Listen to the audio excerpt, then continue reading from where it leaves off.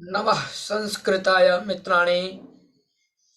आइए हम लोग आज फिर से संस्कृत व्याकरण में इस व्याकरण विधि नामक पुस्तक में आज हम लोग संधि पढ़ेंगे। पहले हम लोगों ने भूमिका देखा। भूमिका देखने के बाद उसके बाद हम लोग फिर वर्णमाला, उसमें वर्णों का उच्चारण, अभ्यांतर प्रयत्न, बाह्य प्रयत्न हर प्रकार से समझा। और आज हम लोग तीसरे अध्याय में संधि के विषय में चर्चा करेंगे, संधि पढ़ेंगे। तो स्वर संधि आज हम लोग पढ़ेंगे, फिर व्यंजन पढ़ेंगे, फिर विसर्ग पढ़ेंगे, क्रम से चलेंगे मित्रों। तो आप कलम और कॉपी लेके बैठे और जहां आपको इम्पोर्टेंट लगे कि ये लिखना मुझे बहुत जरूरी है, आप वहां नोट करें, क्योंकि जो लिखेंगे वो आपके पुस्तक में, आपकी कॉपी में लिखा रहेगा। ठीक है, उसको आप जब तक न मिटाएंगे व न हटाएंगे तब तक वह नहीं हटेगा, इसलिए आप अवश्य कॉपी कलम लेके बैठे। तो चलते हैं मित्रों, हम संधि पढ़ते हैं, निकालते हैं विषय क्रम। ये मित्रों देख रहे होंगे आप संधि, और क्या है तो तृतीय अध्याय। जी, तृतीय अध्याय में हम लोग संधि के विषय में जानेंगे, संधि के विषय में चर्चा करेंगे। ठीक है, और कुछ उदाहरणों को भी समझेंगे। संधि पुल्लिंग में रूप चलता है इसका, संस्कृत में संधि, संधि, संधयः। जैसे विधि है ना, विधि, विधि, विधि, विधेय, गति, गति नहीं, हाँ, ये आपका हो गया हरि, हरि, हरयः। ठीक है, तो आइए अब देखते हैं क्या लिखा है। पढ़िए मित्रों, आप सब भी ध्यान से, हर पंक्ति को आप ध्यान से देखेंगे कि सबसे पहले देखिए लिखा है, व्याकरण के संदर्भ में संधि शब्द का अर्थ वर्ण विकार। वर्ण विकार कहा गया है मित्रों, ध्यान रहा, क्या कहा गया, वर्ण विकार। वर्णों में जो विकार हो जाता है वह ना, वर्णों में विकार उत्पन्न होना ही तो संधि है। जब दो वर्णों को हम जोड़ देते हैं उसमें एक अलग विकार उत्पन्न हो जाता है, इसलिए कहा कि व्याकरण के संदर्भ में संधि शब्द का अर्थ है वर्ण विकार। इतना स्पष्ट हो गया। बोला यह वर्ण विधि है। यह वर्ण क्या है, बोला विधि है। क्या विधि है, देखिए कह रहा है, दो पदों या एक ही पदों में दो वर्णों के परस्पर, ध्यान दीजिएगा, दो पदों या एक ही पद में, यदि एक ही पद है तो उसमें भी, या दो पद है तो उसमें क्या बोला, बोला कि परस्पर व्यवधान रहित। व्यवधान माने कोई व्यवधान न हो बीच में, बोला व्यवधान रहित सामीप्य अर्थात संहिता, जिसको हम कहते हैं संहिता, माने क्या होता है, निकटता, समीपता, नजदीकियां। तो बोले उसमें क्या है, बोला जो वर्ण विकार होता है, अर्थात जो भी वर्ण विकार होगा, विकार माने परिवर्तन। कितना बढ़िया, ये देखिए ब्रैकेट में लिखा है परिवर्तन। वर्ण विकार करने का अर्थ क्या होगा, वर्ण में परिवर्तन, वहां वर्ण परिवर्तन होता है ना, जब दो वर्ण आपस में मिलते हैं तो विकार क्या हुआ, माने परिवर्तन हो गया, एक तीसरा नया आ गया, वही परिवर्तन होता है, उसे हम क्या कहते हैं, संधि कहते हैं। कितनी अच्छी बात है। बोला दो पदों, लिख लीजिए आप, दो पदों या एक ही पद में दो वर्णों के परस्पर व्यवधान रहित सामीप्य अर्थात संहिता में जो वर्ण विकार होता है उसे संधि कहते हैं। आगे का यथा, यथा विद्याधन आलय। यहां दो पद है मित्रों, एक विद्या है, एक पद विद्या, दूसरा आलय। विद्या में जो आ है और आलय का जो आ है, ध्यान दे रहे हैं आप लोग, इस दोनों में परिवर्तन क्या हुआ, दोनों के स्थान पे एक तीसरा आ आया, मैंने दोनों के स्थान में आ और आ के मिलने से एक आ विकार परिवर्तन हो, तो विद्यालय बना। बोला यहाँ पर विद्या, विद्या है, विद्या में क्या है, आ,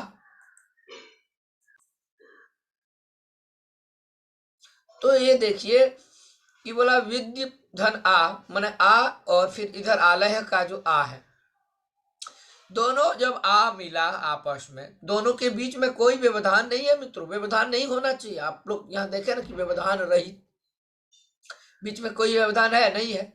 तो आ प्लस आ की अत्यंत समीपता के कारण, ये जो दो आ है इसकी अत्यंत समीपता के कारण बोला दो दीर्घ वर्णों के स्थान पर, दोनों दीर्घ ही था, आ भी था तो बोला एक वर्ण रूप दीर्घ एकादेश हो गया। कभी नहीं भूलिएगा आप मित्रों, जीवन में यदि आप लोग पहली बार कोई संधि पढ़ रहे होंगे तो भी, या कोई पहले पढ़े हैं तो जान ही रहे हैं, फिर भी जितना पान को मोड़िए, जितना पान को धो धो करके जितना रखिए उतना अच्छा रहेगा। उसी तरह शास्त्र को जितना आप पढ़ेंगे, जितनी बार आपके ज्ञान में और उतनी ही प्रखरता बढ़ेगी। इसलिए सुनने से आपका विश्वास बढ़ता है। ठीक है, तो यहाँ देखिए क्या कहा कि आवर्ण रूप दीर्घ एकादेश हो गया है। अब क्या कहता है आगे देखते हैं। संधि के मुख्यतया तीन भेद होते हैं। कितने भेद होते हैं? तीन भेद। आप जब छात्रों को पढ़ाएंगे ना, जिस स्तर के आप शिक्षक हैं, शिक्षक बनेंगे जिस स्तर पे, वह जिस स्तर पे आप पढ़ाएंगे, जहां आप जिन छात्रों को पढ़ाएंगे, तो वह छात्र जिस स्तर का होगा, जिस कक्षा का होगा, उसी स्तर से ना उनको बताएंगे। इसलिए यहाँ क्या लिखा है, संधि के मुख्यतया तीन भेद होते हैं। व्याकरण शास्त्र में हम लोगों ने पंच संधि पढ़ा है, किंतु यहाँ जो कहा जा रहा है, आपके प्रश्न, आपके परीक्षा में भी, आपकी परीक्षा में जब परीक्षा होगी उसमें भी इसी आधार पे प्रश्न है। ठीक है, इसीलिए इसको फोकस करिए, आप फॉलो करिए इसको, है ना, इस पे फोकस करिए। पहला क्या है तो कहा स्वर संधि। स्वर संधि जो है मित्रों, उसी को हम अच संधि कहते हैं। संस्कृत में नहीं बोलते अच। अच क्या, एक प्रत्याहार है, जो आपको हमने कहा 14 सूत्रों में से अच जो है एक प्रत्याहार हो गया, अ से लेके और च से पूर्व वर्ण, आई उ रील रे ए ऐ ओ औ, और ए ओ, ए ओंग होता है आई औ, तो ऐ औच के चकार से पहले वर्ण तक ये अच जितने हैं ये ही स्वर हैं। अच में स्वर वर्ण के सारे वर्ण आ गए, अच में सब आ गए। और व्यंजनम, दूसरा व्यंजन संधि, जिसको हम क्या कहते हैं, हल संधि। जैसे मित्रों ध्यान दीजिएगा आप लोग, जैसे अच संधि में सारे स्वर वर्ण आ जाते हैं, वैसे ही हल अच में, जैसे अच प्रत्याहार में सारे स्वर वर्ण आते, वैसे ही हल प्रत्याहार में सारे व्यंजन वर्ण आ जाएंगे। पहला स्वर संधि, दूसरा व्यंजन संधि, और तीसरा विसर्ग संधि। ठीक है, इतना स्पष्ट हो गया। तो हल भी कहें, या तो आप हल संधि कहें, या तो व्यंजन संधि, या तो आप स्वर संधि कहें, या तो आप अच संधि कहें। ठीक है, और विसर्ग संधि तीन। स्वर संधि में ये समझिए मोटा मोटी स्वरों का खेल होता है, स्वर वर्णों का खेल किसमें, स्वर संधि में। और व्यंजन में हल वर्णों का, और विसर्ग में विसर्ग का। तीनों का अपना अपना अधिकार है, अपना अपना अधिकार क्षेत्र है। तो आइए हम पहले स्वर संधि को देख लें। एक नंबर स्वर। स्वर क्या है, बोला अच। अच को ही तो हम स्वर कहते हैं। अच प्रत्याहार में आता है ना सर, अ ई उ री, पूरा आप अच प्रत्याहार लिखें। तो जो स्वर संधि है, अब इसके डिफिनेशन को जानेंगे। क्या कहा जा रहा है, बोला दो स्वर वर्णों की अत्यंत समीपता के कारण। हमने कहा ना कि स्वर संधि में स्वरों का खेल होता है मित्रों, इसीलिए दो स्वर कह रहा है, दो हल नहीं कह रहा है, दो स्वर कह रहा है ना। जब दो स्वर वर्ण होंगे तो दो स्वर वर्णों की बोला अत्यंत समीपता, जब दो स्वर वर्ण एकदम नजदीक में रहेगा, समीप में, वहां कोई व्यवधान नहीं होगा किसी भी प्रकार का, तो बोला यथा प्राप्त वर्ण विकार को, तो उन दोनों में सन्निहिता अर्थात संहिता संज्ञा, जो दोनों मिलेंगे तो उनसे जो विकार, जो परिवर्तन होता है, हाँ, उसी को हम क्या कहते हैं, स्वर संधि कहते हैं। स्वर संधि का ये डिफिनेशन है, लिख लीजिए, दो स्वर वर्णों की अत्यंत समीपता के कारण यथा प्राप्त वर्ण विकार को स्वर संधि कहते हैं। इसके निम्नलिखित भेद हैं। इसके भेद कितने हैं, आइए हम लोग जानेंगे। तो एक नंबर का दीर्घ संधि। कौन सा, दीर्घ संधि।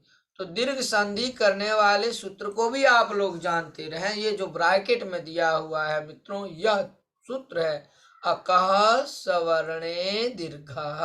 ये क्या है, यह एक सूत्र है।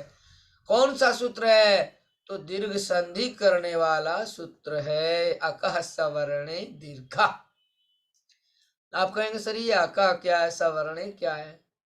अकः मतलब अक प्रत्याहार, ठीक है। और सवर्णे कहने का सवर्णी वर्ण, अर्थात एक ही जैसा वर्ण। जब एक ही जैसा वर्ण रहता है तभी ना वहां दीर्घ संधि हम करते हैं। तो इसीलिए कहा अकः सवर्णी दीर्घ। पाणिनि जी का बनाया हुआ है यह सूत्र उन्होंने, अकः सवर्णे दीर्घ। अब आइए देखिए कैसे बनता है। बोला यदि ह्रस्व या दीर्घ अ ई उ तथा री रहे।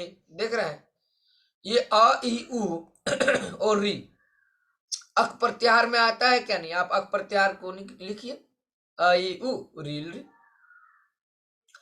तो इसीलिए अकह बन गया। सवर्णे दीर्घ माने सवर्णे माने उसी के तरह यदि बाद में फिर कोई वर्ण आ जाए। तो इसलिए कहा यदि ह्रस्व या दीर्घ अ ई उ तथा बोला री स्वरों के पश्चात, जो री है ना, अ ई उ के बाद क्या बोलते हैं, री। तो इनके पश्चात यदि ह्रस्व या दीर्घ, चाहे इन्हीं की तरह ह्रस्व रहे या दीर्घ रहे, मगर सवर्ण ही हो, है ना, ये भी ध्यान रखें। तो बोला ह्रस्व या दीर्घ ई या ई उ या बोल रहा है री स्वर आए, तो बोल रहा है दोनों के स्थान पर, अर्थात दोनों के दोनों मिलकर के। समझ में आ रहा है, अ ई उ री, इनके बाद इसी तरह का सवर्णी यदि रहे तो फिर क्या होगा कि दोनों मिलकर क्रमशः आ ई उ तथा री हो जाते हैं। स्पष्ट हो गया। यदि मित्रों अ के बाद यदि अ रहे तो दोनों मिलके आ होगा, या अ के बाद आ रहे, या फिर आ के बाद आ रहे, ई के बाद यदि ह्रस्व ई रहे या फिर दीर्घ ई रहे, फिर भी वो दोनों मिल करके।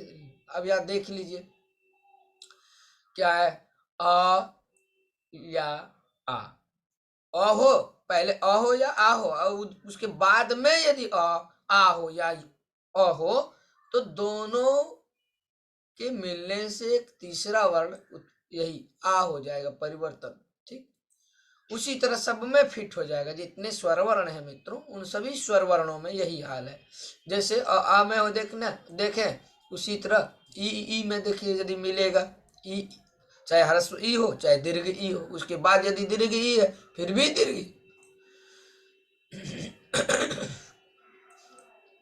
और यदि ह्रस्व उ हो या दीर्घ उ, उसके बाद दीर्घ उ हो तो भी दीर्घ उ होगा, या पहले दीर्घ उ हो बाद में ह्रस्व उ हो तो भी दीर्घ उ ही होगा।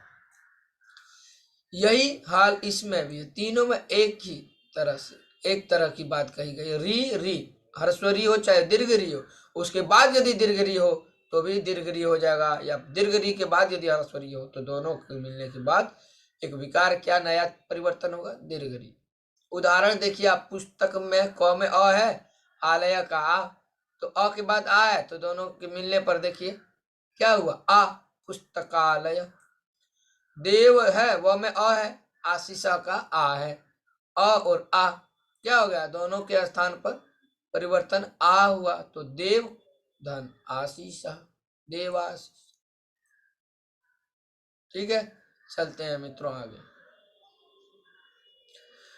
उसी तरह उदाहरण दिया गया, दैत्य धन अरी, दैत्यारी, अरी माने शत्रु। ठीक है, दैत्य के शत्रु, अरि दैत्यारी। आगे चला मित्रों, च धन अपी, तो क्या हो गया, चापी। यहां देखिए, अब आप लोग बनाते चले, कमेंट्स में लिखते चले फटाफट। हम देख रहे हैं कि कौन कौन समझ रहे हैं व ना समझ रहे हैं, वो आप कमेंट करेंगे तो उससे पता चल जा रहा है। तो विद्या धन अर्थी में कौन सा संधि, दीर्घ संधि। आ है इधर विद्या का और अर्थी का आ। चाहे आगे आ हो व पीछे आ हो, चाहे आगे अ हो और बाद में आ हो तो भी दीर्घ, आ यदि पहले हो बाद में अ हो तो भी दीर्घ। उसी तरह गिरिधन इंद्रा में भी हर्ष ई है, हर्ष ई की बात हो रही है तो वहां दीर्घ ई हो जाएगी, इसलिए यहाँ गिरिंद्र बन गया। ठीक है, आगे देखिए, कपि है, ईशा है, कपि का हर्ष ई है, ईशा का दीर्घ ई है। मैंने कहा कि चाहे हर्ष ई पहले हो व दीर्घ ई हो, यदि पहले हर्ष ई है बाद में दीर्घ ई है तो भी दीर्घ होगा। इतनी सी बात आप लोगों को दिमाग में रखनी है, बैठा लेनी है। कपीशा समझ गए। उसी तरह महिषा, ठीक है, मही धन ईशा तो क्या होगा, महिषा। नदी धन ईशा तो क्या बन गया, नदीशा। लक्ष्मी धन ईश्वरा क्या बन जाएगा, लक्ष्मीश्वरा। उसी तरह अब उकार वाला देखिए, स में हर्ष उकार है, उक्ति का उ है, दोनों के मिलने से तीसरा जो परिवर्तन विकार हुआ दीर्घ उ हो जाएगा। सूक्ति ही, भानु में उ है, उदय का उ, दोनों हर्ष उ है तो भी दीर्घ उ होगा, भानुदय। पितृ का री है, ऋणम का री है, और दोनों री के मिलने पर दीर्घ री हो गया, पितृणम।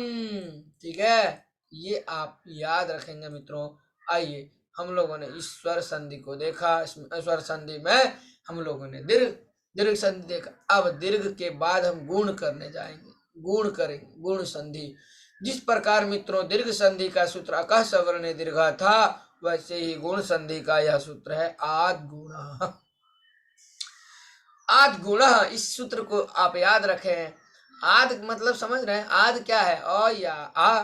देखिए यहाँ लिखा भी है, यदि अ या आ के बाद ई या दीर्घ ई आए, जैसे आद गुण ये सूत्र है मित्रों, और लघु सिद्धांत यदि पढ़ेंगे तो अदंग गुण भी सूत्र है। अत एंच गुण संज्ञा आ ए, ये इनकी क्या होती है, गुण संज्ञा होती है। गुण संज्ञक वर्ण कौन कौन से हैं, अ आ और ई।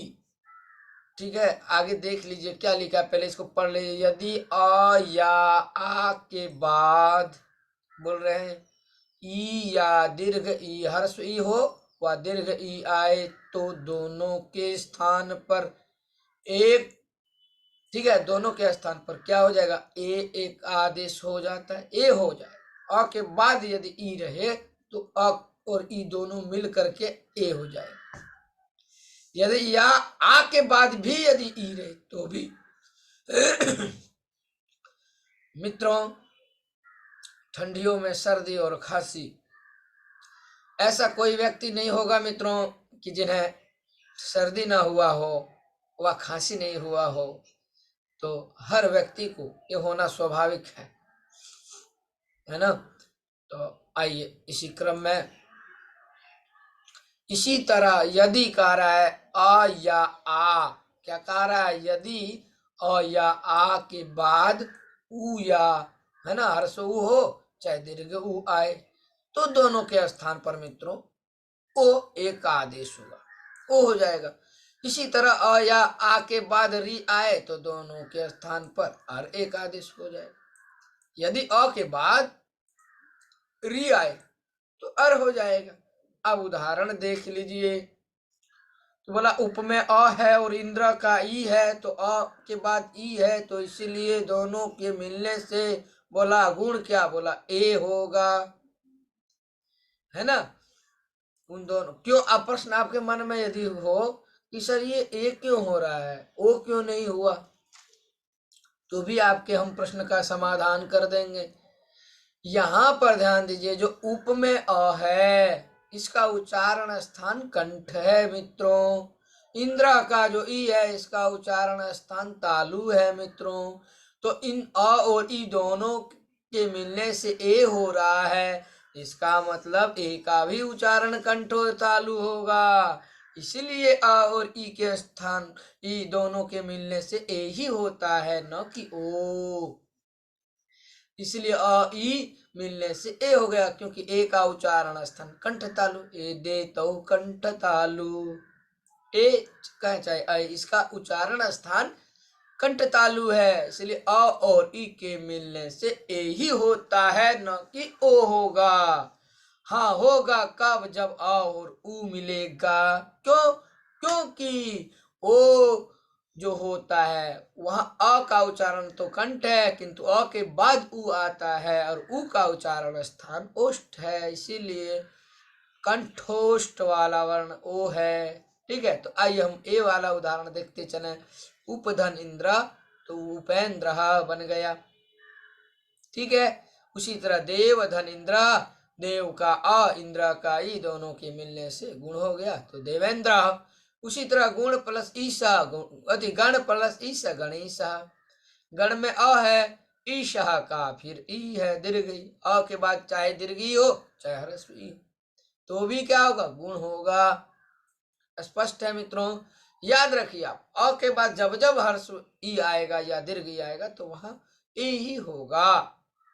ठीक है, क्यों? क्योंकि दोनों के स्थान को जो संभालेगा, अर्थात अ का कंठ और ई का तालु, ये कंठ तालु वाला जो वर्ण होगा वही वर्ण आएगा, इसलिए ए ही होता है।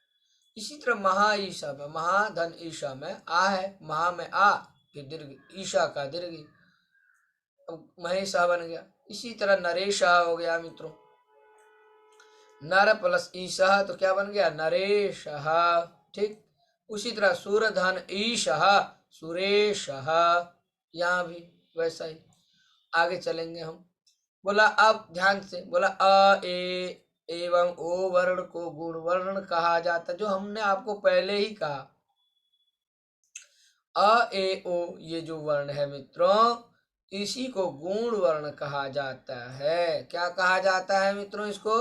गुण वर्ण। हाँ, हम लोगों ने आद गुणः पढ़ा ना, सूत्र का नाम क्या है, आद गुणः। तो और गुण संज्ञा करने वाला सूत्र है अदेंग गुण, ये भी आप लोग लिख लीजिए।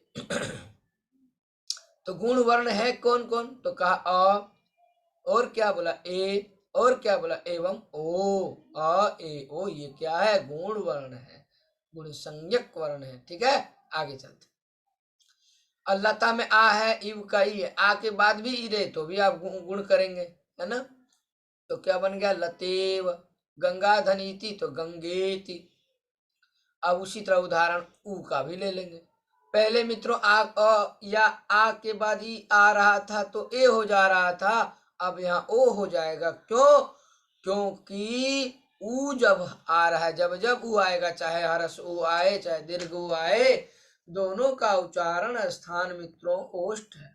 हरस ऊ का भी उच्चारण ओष्ठ है, दीर्घ ऊ का भी उच्चारण स्थान ओष्ठ, और अ का तो कंठ है। तो कंठ और ओष्ठ वाला ऐसा वर्ण बताइए जो जिनका कंठ भी हो उच्चारण स्थान और ओष्ठ भी हो, तो ओ जो है, ओ का उच्चारण कंठ ओष्ठ है। अब आइए, भाग्य में अ है, भाग्य का य में जो छिपा हुआ अ है भाग्य में, और उदय का उ, अ प्लस उ, तो दोनों मिलके क्या बन गया, वर्ण परिवर्तन क्या हुआ, भाग्योदय ओ हो गया, अ प्लस उ बराबर ओ। उसी तरह सूर्य धन उदय, तो क्या हो गया, सूर्योदय। स्पष्ट है मित्रों? नर धन उत्तम, क्या हो जाएगा, नरोत्तम। अधन उ बराबर उ। उसी तरह हितोपदेश, हित में अ है, उपदेश का उ है, बस अ और उ जब जब जैसे ही अ उ आएगा कि वह ओ में परिवर्तित हो जाएगा। माँ में आ है, आ के बाद भी यदि उ रे बोल रहा हूं तो भी वही ओ में परिवर्तित हो जाएगा। देखिए महोत्सव। ठीक है, उसी तरह गंगा धन उदकम, और गंगोदकम हो गया, गंगा में आ है, उदकम का उ है, दोनों मिलने से एक विकार, जो एक परिवर्तन दिखाई दे रहा है, दोनों के मिलने पर जो एक हो जा रहा है एक वर्ण, वह कौन सा, तो ओ। ओ ही एक ऐसा वर्ण है जो ऊ जिनका उच्चारण स्थान ओष्ठ भी है और कंठ भी है। इसी तरह यथा धन उचितम तो हो गया यथोचितम। ठीक है। गंगा धन उर्मिही तो क्या बन जाएगा मित्रों, गंगोर्मिही। ठीक। महोरुहु महाधन उरुहु बन गया महोरुहु। नवधन ऊढ़ा तो नवोढ़ा। इस तरह से हमने देखा। अब री वाला उदाहरण देखेंगे। अ या आ के बाद यदि री रहे तो अर हो जाता है। देव में अ है मित्रों, री है बाद में, ऋषि का री, तो अर हो जाएगा। यदि अर हो जाएगा तो देवर्षि बन जाएगा। घबराना नहीं है मित्रों, आप लोगों को आराम से पढ़ना है, समझना है। ये देखिए, देव देव है ना, और ऋषि है, तो देव में व के बाद क्या है, व में अ छिपा हुआ है, ऋषि में र है, तो बोला अर हो जाएगा। यदि अर हो जाएगा, ध्यान दीजिए, अर हम लिखते हैं, ठीक है। बाद में सी है ना, ये ध्यान दीजिए आप लोग। तो याद रखिएगा, जब भी र के बाद व्यंजन वर्ण रहे, समझ में आ रहा है क्या कह रहा हूं, जब भी र के बाद क्या रहे, व्यंजन वर्ण, तो र के बाद ये व्यंजन वर्ण ये है क्या, नहीं है या नहीं है मित्रों, है। तो इसीलिए वह व्यंजन वर्ण, वह रकार ऊपर चला जाएगा उस व्यंजन वर्ण के ऊपर। जैसे देव में ध्यान दीजिए, देव के बाद जो अ है, तो ऋषि में हमने क्या देखा कि व में अ है, देव में व में क्या है, अ है, और ऋषि में री है, तो अर होगा। तो ठीक है, अर हो जाएगा तो ठीक है। देव फिर अर हम कर दिए, देवर, और शी बचा है उधर, है ना। तो देख रहे हैं कि अर जब हम आदेश कर रहे हैं तो र के बाद व्यंजन वर्ण है, और वह यदि र के बाद व्यंजन वर्ण रहता है तो वह र ऊपर चला जाएगा। वह व्यंजन को देखते ही वह ऊपर सिर पे चढ़ जाएगा, इसलिए आप भी सिर पे उसको चढ़ा दीजिए मित्रों। तो जैसे ही वह सिर पे जाएगा तो कैसे हो जाएगा, सो देखिए आप लोग, ये है ना, जैसे ही आप ये, हम टाइपिंग में भी यही सिस्टम, आप टाइपिंग जब करेंगे तो भी आपको यही देखेगा, र के बाद आप मूर्धन्य स लिखिए तो सही देखिए ऊपर चढ़ जाएगा, चढ़ गया। आप क्या करें, आप हर सही दे दे, विसर्ग दे दे, देवर्षि बन गया। तो ये मोटा मोटी आप सब कोई जानते रहे, तमाम जितने भी विद्यार्थीगण हैं, जितने भी जिज्ञासुगण हैं, सभी जिज्ञासुओं से यही कहना है, र के बाद जब जब व्यंजन वर्ण आता है तो वह र ऊपर चला जाता है, और र के बाद यदि स्वर वर्ण आए तो वह र नीचे आ जाएगा। ठीक है, आगे चले मित्रों। तो इस तरह से देवर्षि में आपने देखा गुण संधि है, अर हो गया, अ के बाद री आया है तो अर हो गया दोनों के मिलने से। उसी तरह ग्रीष्म ऋतु हो, ग्रीष्म धन ऋतु तो हो गया ग्रीष्म ऋतु हो, अर होने से ही र ऊपर चला गया। वर्ष ऋतु हो, वर्षा धन ऋतु हो, तो क्या हो जाएगा मित्रों, वर्ष ऋतु हो। ये आपका हो गया गुण संधि का उदाहरण। यदि अ या आ के बाद री रहे तो दोनों के मिलने पर जो तीसरा वर्ण होगा, जो विकार उत्पन्न होगा, वो अर हो जाएगा। ठीक है, री को गुण अर होता है, याद रखा करें। आइए अब वृद्धि संधि को देखिए। वृद्धि संधि करने वाला सूत्र है वृद्धि रेची। बोला यदि अ या आ के बाद, ठीक है, यदि अ या आ के बाद ए या अय आए, जी हाँ मित्रों, यदि अ और आ के बाद यदि ए अथवा अय आए तो बोल रहा है दोनों के स्थान पर अय एकादेश हो जाता है, अय एकादेश हो जाएगा। ठीक है, बोला इसी तरह अ या आ के बाद, ध्यान दे रहे हैं क्या, नहीं आप लोग ध्यान दीजिए, अ या आ के बाद यदि क्या रहे, तो बोले ए रहे, वाह आई रहे, तो दोनों के स्थान पे अय हो जाएगा। इसी तरह अ या आ के बाद जैसे ओ रहे या औ रहे, तो दोनों के स्थान पर औ हो जाएगा। वृद्धि अ आ ए ऐ, ठीक है, अ या आ के बाद ए या आई रहे तो दोनों के स्थान पर क्या हो जाएगा मित्रों, वृद्धि हो जाएगी। क्या होगी, वृद्धि होगी। उदाहरण में देखिए, बोला मम में मौ में अ छिपा हुआ है मित्र, अ के बाद ए है, तो अ के बाद यदि ए रहे तो वृद्धि हो जाएगी। वृद्धि क्या होगी, तो ऐ हो जाएगी। ये जो ए है ये ऐ बन गया, चढ़ा दीजिए म के ऊपर तो मई व हो गया। स्पष्ट है। आइए इसी तरह एक में क में अ है और एक अम का भी ए है, तो यदि अ के बाद ए रहे, हमेशा याद रखिए, या यदि ए रहे तो ऐ होगा, ओ रहे तो औ होगा। यहाँ ए है तो इसलिए ऐ हो गया। ठीक है, तव में व में अ है, एव का ए है, तो व में जो अ है यह अ और ए का एव का ए अ और ए दोनों मिलकर ऐ हो गया, इसलिए व के ऊपर ऐ आदेश देख रहे हैं ना, एक वर्ण परिवर्तन क्या दिखाई दिया, ऐ, तो तवई वो बन गया। इसी तरह कह रहा है, जैसे हमने गुण देखा अ ए ओ, उसी तरह वृद्धि के लिए क्या कहा, आ ऐ एवं औ वर्णों को वृद्धि वर्ण कहते हैं। मित्रों नोट करके रखें, लिखें, परीक्षा में हो सकता आ जाए कि वृद्धि इसमें कौन सा वर्ण वृद्धि संज्ञक वर्ण है, वह पूछ देगा गुण संज्ञक वर्ण कौन है। ठीक है, तो आ ऐ एवं औ ये जो है वृद्धि वर्ण है। आ ऐ एवं औ वर्णों को वृद्धि वर्ण कहते हैं। अब इसका उदाहरण देखिए, तो अद्य प्लस एव, तो क्या हो गया, अद्यैव। यहाँ अद्य में अ है और एव का ए है पहले, तो अ के बाद ए आया, देखिए वृद्धि हो गई। उसी तरह लता में आ, चाहे अ हो चाहे आ हो, उसके बाद यदि ए रहे तो वही, तो लतेव बन गया। यहाँ देखिए आप, उसी तरह तथा में आ है, एव का ए है, आ के बाद यदि ए रहे तो बस वृद्धि करिए आप, तथैव। सदा धन एव क्या होगा, सदैव। देवधन ऐश्वर्यम, देवैश्वर्यम। आत्मा, आत्म है ऐक्यम, तो आत्मैक्यम। एकदम वृद्धि करते जाइए, जैसे ऐ की आपने वृद्धि अ ए के मिलने से ऐ हुआ, उसी तरह अ और ओ के मिलने से औ होगा।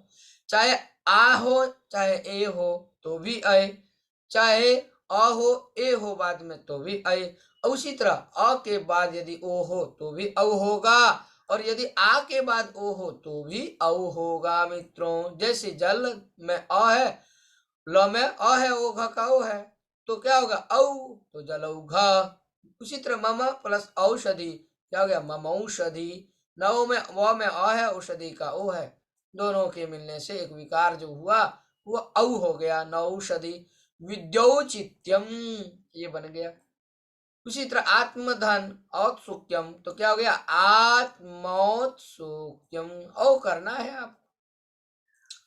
अब यण संधि है मित्रों 4 नंबर में।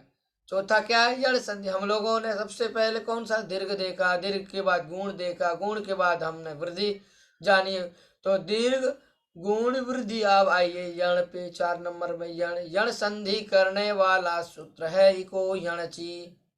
इको यणची का अर्थ समझिए मित्रों, इको में जो ये ओकार देख रहे हैं ना, ये विसर्ग है, इकह में जो विसर्ग था उसी को ओकार हुआ है, और जो यह इका है ये षष्ठी विभक्ति में बनता है। इको इका चलाइए रूप, तो इका समष्टि एक वचन का है, इसीलिए इकह यहाँ है, इक के स्थान पर ही हम करते हैं। तो क्या करते हैं, बोला यण। बोले कब करते हैं, बोला अची। अची माने जब अच, अच कहने का अर्थ स्वर वर्ण जब बाद में हो।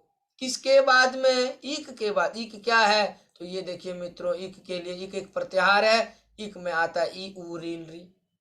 ध्यान दे रहे हैं, इक में कौन कौन से वर्ण आते हैं, बोला ई उ रील री, इनके स्थान पर बोले यण कर दो। ई उ री के स्थान में यण करो मित्रों। यण, यण क्या है, वह भी एक प्रत्याहार, जैसे इक प्रत्याहार वैसे यण है। आप यदि चतुर्दश नहीं पढ़े हैं तो फिर से याद कर लीजिए, एक बार देख लीजिए। 14 महेश्वर सूत्राणी अय उण रील ऋक ए ओंग आय औ छाया वर अटलाण या मंगड़ नम झभई गाढ़ा दस जब गाढ़ा दस खफा छटा चटा तव का पैसा सर हल। तो यण बोला इक के स्थान में क्या करो, बोला यण कर दो। यण क्या है, तो बोला यण एक प्रत्याहार। कौन कौन से वर्ण आते हैं, बोला य व र ल, ये यण में आते हैं। इसी को करना है, लेकिन कैसे करना है? क्रम से करना है ना। ई है तो यह करेंगे, ऊ है तो वह करेंगे, री है तो र करेंगे, री है तो ल करेंगे।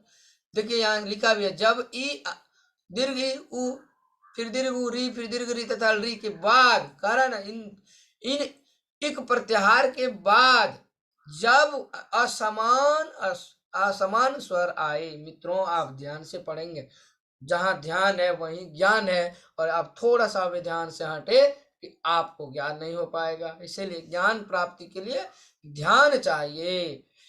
तो ध्यान रखिए, आप क्या कह रहा है कि इक के बाद अर्थात ई उ री री, ठीक है, ई दोनों आ जाएगा, हर्षवी भी दीर्घ भी। उसी तरह हर्षु दीर्घ हर्षरी दीर्घ री, और री के बाद असमान कह रहा है। यहाँ देख रहे हैं क्या कर रहा है? असमान स्वर, मतलब उसी तरह का स्वर वर्ण ना हो। किस तरह का? बोला कोई असमान स्वर हो तो बोला जो ई है उसको य होगा, अब जो बोला ऊ है उसको व हो जाएगा, और री जो है उसको र हो जाएगा, और जो री है उसको क्या हो जाएगा? ल हो जाएगा, उसके स्थान पे ल हो जाएगा। आदेश, ये सब क्या होगा? आदेश होगा। कैसे हो रहा है सो देखिए, यदि में ई है और अपी का अ है, तो ई के बाद ई तो नहीं है, असमान स्वर है अर्थात अ है, तो क्या कहा? जब भी ई के बाद असमान स्वर रहे, असमान स्वर ना उसी के तरह ना हो, ना उस तरह के स्वर ने। ई के बाद ई है नहीं है, हर्षी है नहीं है, दीर्घी है नहीं है, क्या है? अ है, तो असमान हो गया ना, समान स्वर तो नहीं है। अ तो एक स्वर है मगर वो समान स्वर ई की तरह नहीं है, इसीलिए उस ई के स्थान पे हम क्या कर रहे हैं? यह कर रहे हैं। अब आपके मन में होगा प्रश्न, सर यह क्यों कर रहे हैं आप, क्यों नहीं करेंगे? इचु यशा नाम तालु, ई हर्ष ई दीर्घ ई, और चू मने चौवर्ग, ठीक है, य का और य का छ उसके बाद य का उच्चारण स्थान तालु है। तो यहाँ पर ये आप ध्यान दीजिए, इचु यशा नाम तालु छोड़िए, अब ये याद रखिए मोटा मोटी, आप विद्यार्थियों को जब आप समझाएंगे तो देखिए ई के बाद अ है जो कि असमान वर्ण है, इस वजह से यहाँ यद्यपि बन गया, यदि धन अपि तो हो गया यद्यपि, ठीक है। ई को यह हो गया, इति धन आदि तो हो गया इत्यादि। क्यों हुआ? क्योंकि इति में जो ई है और आदि का जो आ है, अर्थात ई के बाद जो आ है वह असमान स्वर है, और जब ई के बाद यदि असमान स्वर आए तो ई को क्या होता है मित्रों? य। इसलिए तो में हर्ष जो ई है उसके स्थान में य हो गया। जब य हो गया तो ये देखिए बन गया इत्यादि। अब हमको लगता है लिखना भी पड़ेगा आप लोगों के लिए।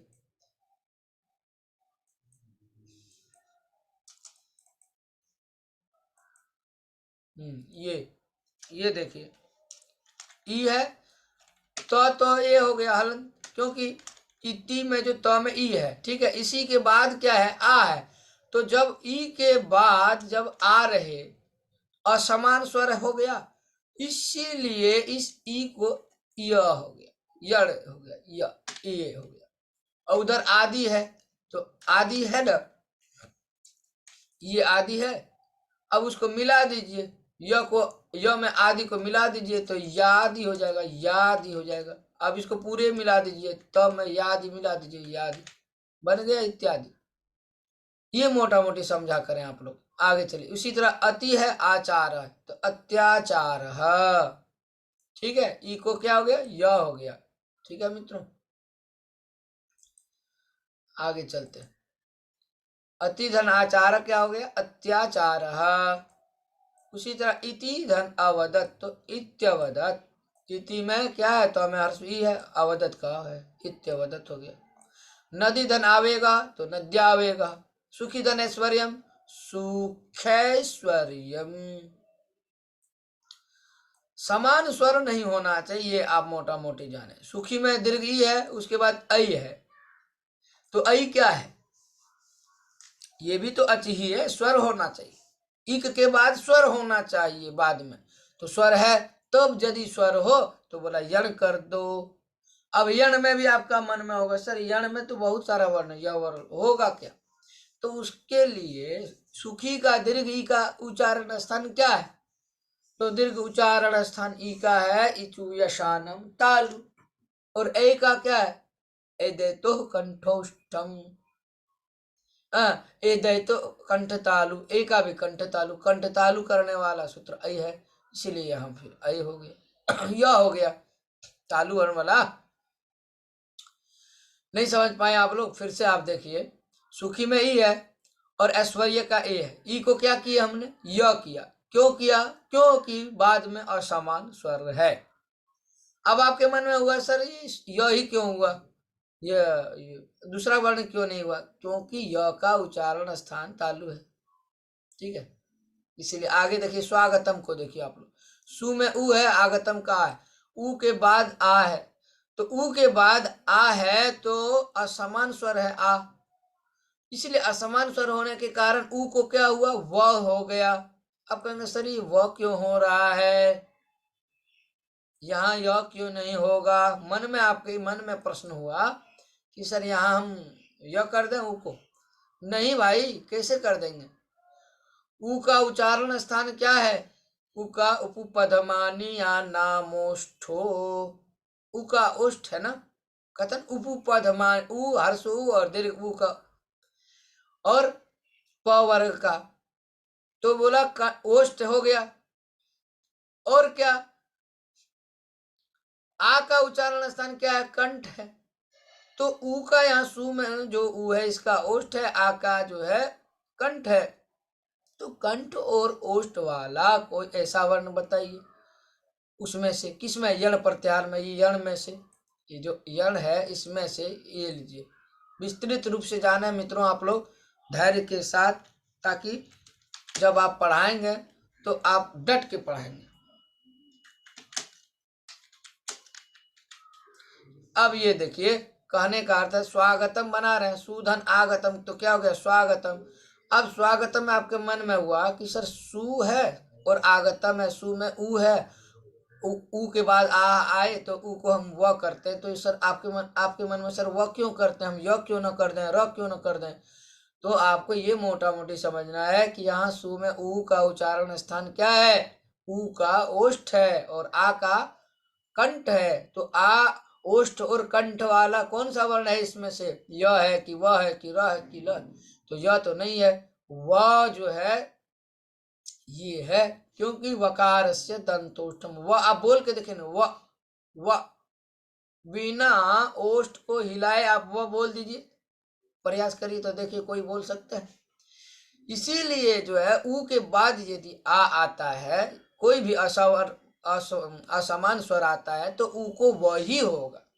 ठीक है, तभी ना बोल पाएंगे आप देखिए स्वागतम, स्वागतम बोलने के लिए आपको मुंह खोलना पड़ेगा, ओष्ठ का सहारा लेना ही पड़ेगा। ठीक है, इसलिए उ को या वह हो गया।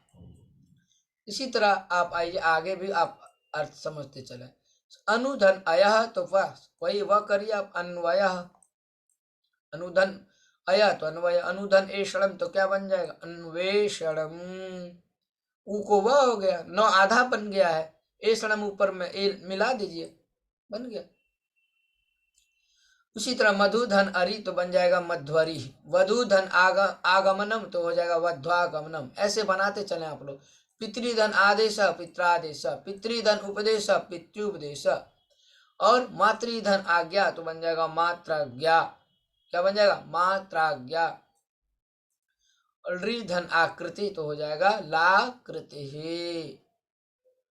ठीक, आइए 5 नंबर देखिए, अयादि संधि। पांचवा हम लोग अंतिम पढ़ेंगे, अयादि संधि। एचो यावा यावा यह सूत्र है मित्रों अयादि संधि करने वाला। बोला जब ए ऐ ओ औ तथा औ के बाद कोई स्वर आए, ध्यान दे रहे हैं, अयादि संधि में जब ए ऐ ओ औ के बाद कोई स्वर आए, तो बोला ए को ऐ और ऐ को आए और ओ को औ तथा आओ को क्या होगा? औ को आओ आदेश हो जाती हैं। ठीक, बोला इसे अयादि चतुष्टय के नाम से जाना जाता है। लिख लीजिए आप लोग, अयादि चतुष्टय। ठीक है, क्यों? क्योंकि ऐ औ आए आओ 4 आ रहा है ना, एक ऐ फिर दूसरा आए तीसरा औ चौथा आए आओ, इसीलिए अयादि चतुष्टय। मित्रों यहाँ ये समझिए, ए के बाद करा, ए या आय के बाद, और उसी प्रकार औ के बाद कोई स्वर आए तो क्या हो जाएगा, ए को अय हो जाएगा। उदाहरण से आप समझेंगे। ने में ए है, ए के बाद अनम है, अनम का अ है, तो कार्य ए के बाद यदि आए तो ए को क्या होगा, अय हो जाएगा। तो यहाँ नयनम बन गया, ए को अय हो गया तो क्या हो गया, नयनम। यहाँ लिख के मैं आप बताता हूं आप लोगों को, ध्यान दीजिए। न था, न में ए छिपा हुआ है ना, ये इस ए को क्या हो गया, अय हो गया। क्यों हुआ, क्योंकि ध्यान दीजिए, आपके मन में होगा सर ये क्यों हो रहा है अय,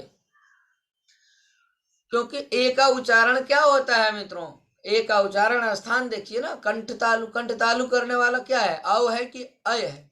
तो अ का भी उच्चारण स्थान कंठ है, और यहाँ य का भी तालु, इसीलिए कंठ तालु।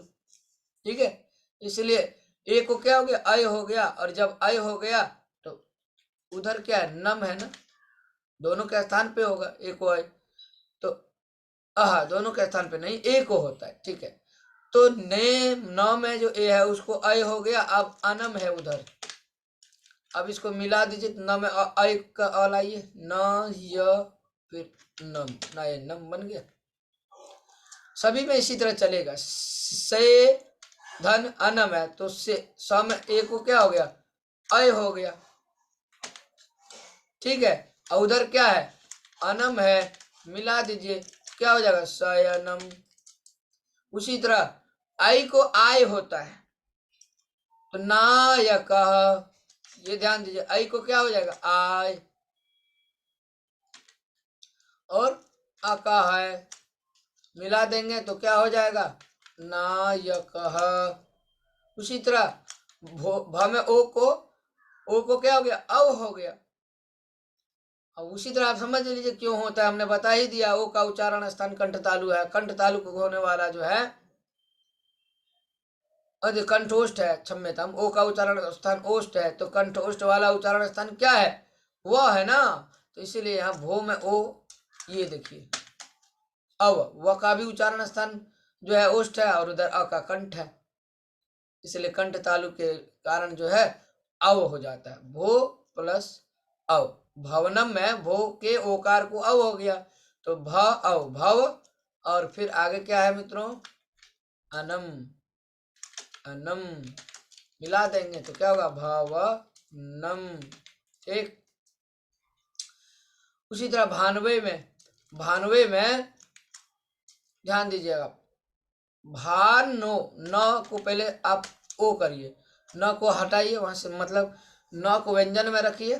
ठीक है, ओ को ही न हो रहा है, तो ओ को ये क्या हो रहा है, अव, ए को अय और ओ को अव करिए, तो नो को न को अव, उधर ओ को अव हो गया, और उधर ए है, तो क्या हो जाएगा, भानवे, भानवे।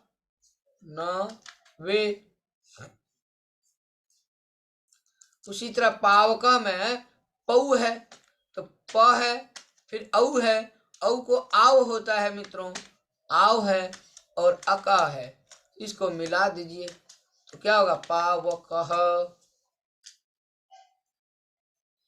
आगे आइए आप लोग, नाविकः, नौ में औ है, ठीक है, औ को क्या होगा, आव हो जाएगा, इका है, इसको मिलाइए ना तो क्या होगा, नाविकः। उसी तरह भाव कह में, ठीक है, पहले भ को छांटिए, औ है ना, औ को क्या होगा, आव होगा, ए को अय, ओ को औ, आय को आय, और औ को आओ, तो यहाँ आओ आव हो जाएगा। ठीक है, तो भाव, उसके बाद उ कहा है ना, क्या है, उ कहा है, मिला दीजिए तो क्या हो जाएगा, भाऊ कहा, बन गया। अब आइए एक छठा, क्या कर रहा है, पूर्व रूप संधि। पूर्व रूप संधि करने वाला एक सूत्र है मित्रों, एंगह पदांता दति। क्या है, एंगह पदांता दति। पूर्व रूप संधि को अयादि संधि का अपवाद कहा जाता है। जी हाँ मित्रों, इसी को हम अयादि संधि का इसका अपवाद कहते हैं। मित्रों, इसको पूर्व रूप संधि को हम लोग अब बाद में पढ़ेंगे, क्योंकि यदि आप यूं ही पढ़ते चलें एक ही दिन में तो जो पीछे आप पढ़े हैं वो सब भूल जाएंगे। तो हम लोगों ने मोटा मोटी 5 संधियां पढ़ी, ठीक है। 5 संधि में हम लोगों ने क्या क्या देखा कि हम लोगों ने सबसे पहले दीर्घ संधि को पढ़ा। दीर्घ संधि करने वाला सूत्र है अकः सवर्णी दीर्घ। जब दीर्घ संधि पढ़े फिर गुण संधि पढ़े। गुण संधि करने वाला सूत्र है आद गुणः। गुण संधि पढ़ा, दीर्घ संधि, फिर गुण संधि, और गुण संधि के बाद वृद्धि संधि पढ़े, फिर यण संधि पढ़े। तो वृद्धि करने वाला तो है वृद्धि रेचि, और यण संधि करने वाला है इको यणचि। तो यण संधि हमने पढ़ा, फिर वृद्धि संधि, 4 हो गया। कौन कौन? दीर्घ, गुण, यण, वृद्धि, 4 हुआ। और उसके बाद हम अंतिम में अयादि संधि, ये 5 संधि हम लोग आज पढ़े हैं मित्रों। इसके बाद हम फिर से आएंगे आपके लिए पूर्व रूप संधि बताने के लिए आपको। तो इसके बाद हम पूर्व रूप संधि करेंगे। पूर्व रूप संधि करने वाला सूत्र एंग पदांता दति है, मोटा मोटी ये समझ रहे हैं आप लोग। उसमें जो है ए और ओ के बाद और आएगा तो वहां पूर्व रूप होगा, ठीक है। तो इसको भी हम बताऊंगा नेक्स्ट वीडियो में। इसके बाद जो है ध्यान से पढ़े होंगे तो आप अवश्य समझ गए होंगे मित्रों। और यदि आप समझ गए होंगे तो मुझे विश्वास है परीक्षा में भी आप अच्छा लिखेंगे और अपने छात्रों को भी आप अच्छे से ही समझाएंगे। तो मैं आज यहीं पे विराम लूंगा मित्रों। बढ़िया लगे, आपको समझ में आ रहा हो, आप अवश्य लाइक करिए, शेयर करिए, मित्रों तक पहुंचाइए। अधिक से अधिक ज्ञान को बांटने से बढ़ता है मित्रों, इसीलिए जितना व्यय करेंगे उतना फायदा है, उतना लाभ है। और पहली बार देख रहे होंगे तो इस चैनल को आप सब्सक्राइब कर लेंगे। तो चलते हैं मित्रों, मैं फिर आपसे मिलता हूँ, विदा लेता हूँ, यहीं पर अपनी वाणी को विराम देता हूँ। नमः संस्कृताय, जयतु संस्कृतम, जयतु भारतम।